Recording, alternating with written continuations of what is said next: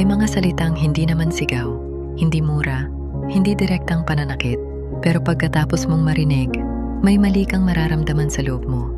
Hindi ka galit, hindi ka sigurado, pero parang ikaw ang may kasalanan. Sa psychology, ang tawag dito ay verbal manipulation. At ang mas delikado rito, madalas natin itong pinapalampas dahil pamilyar na ito. Sa video na ito, pag-uusapan natin ang mga linyang manipulative na madalas na pagkakamalang normal, lambing o ganito lang talaga siya. Makinig ka hanggang dulo, hindi para magalit, kundi para maging malinaw. 1. Nagbibiro lang ako, mukhang harmless, pero pakinggan mong mabuti kapag sinabihan ka niya ng ang taba mo na, ang hina mo naman. Tapos kapag nasaktan ka, sasabihin niya, nagbibiro lang ako. Sa psychology, ito ay covert aggression. Ginagamit ang biro para makapanakit, makababa ng self-esteem, at maiwasan ang accountability. Ang biro ay parehong nakakatawa. Kung ikaw lang ang nasasaktan, hindi biro iyon. 2. Ikaw lang naman ang ganyan. Isa ito sa pinakamapanganib na linya. Kapag sinabi niya, ikaw lang naman ang may problema dyan, wala namang ibang nagrereklamo. Ito ay isolation tactic. Sa psychology, layunin nitong iparamdam na ikaw ang abnormal. Iparamdam na nag-iisa ka, pahinain ang tiwala mo sa sarili mong perception. Pero tandaan mo ito, hindi kailangang may ibang masaktan para maging valid ang sakit mo. 3. Ang kuha mo naman. Ito ay anyo ng emotional invalidation. Kapag paulit-ulit mong naririnig ito, ang owa mo, ang sensitive mo, lahat na lang pinapalaki mo. Unti-unti matututo kang magduda sa sarili mong emosyon, manahimik, at tiisin ang hindi mo dapat tinitiis.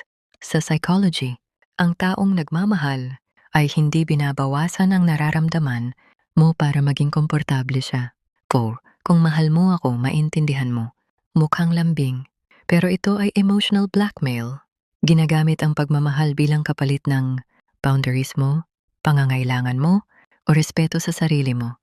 Sa psychology, malinaw ito. Ang tunay na pagmamahal ay hindi humihingi ng kapalit na kapinsalaan mo. Kung kailangan mong isakripisyo ang sarili mo para patunayan ang pagmamahal mo, manipulation yun, hindi love language. Fine, pasensya na, ganito na talaga ako.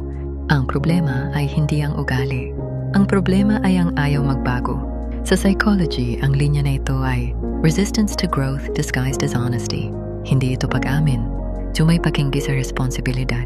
Ang taong emotionally mature ay nagsasabing, ganito ako pero willing akong ayusin. May malaking pagkakaiba. May ikaw ang dahilan kung bakit ako nagkaganyan. Ito ay blame shifting. Kapag sinabi niya, kung hindi ka ganyan, hindi ako magagalit. Ikaw kasi ang nagtulak sa akin. Unti-unti mong dadalhin ang bigat ng emosyon niya, galit niya, at pagkukulang niya. Sa psychology, responsibilidad ng bawat isa ang sariling reaksyon. Hindi mo kasalanan ang ugali ng isang taong ayaw mag-heal. 7. Bakit mo pa binabalik yan? Kapag tinry mong pag-usapan ang nasaktan ka noon, sasabihin niya, tapos na yan na, move on ka na. Pero ang totoo, hindi ito na pag-usapan. Hindi ito na ayos. At hindi ka pa healed. Sa psychology, ito ay avoidance. Ang healing ay hindi minamadali. At ang taong nagmamahal ay handa makinig kahit paulit-ulit.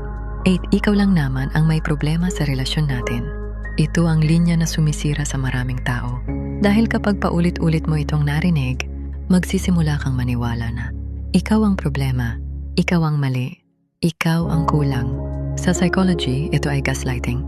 A gaslighting slowly disconnects you from your intuition. Ending, isang malinaw na paalala.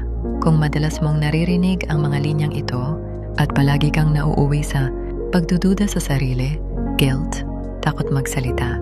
Ito ang katotohanan. Hindi lahat ng tahimik na relasyon ay ligtas. Hindi lahat ng lambing ay totoo. At hindi lahat ng nasanay ka ay tama.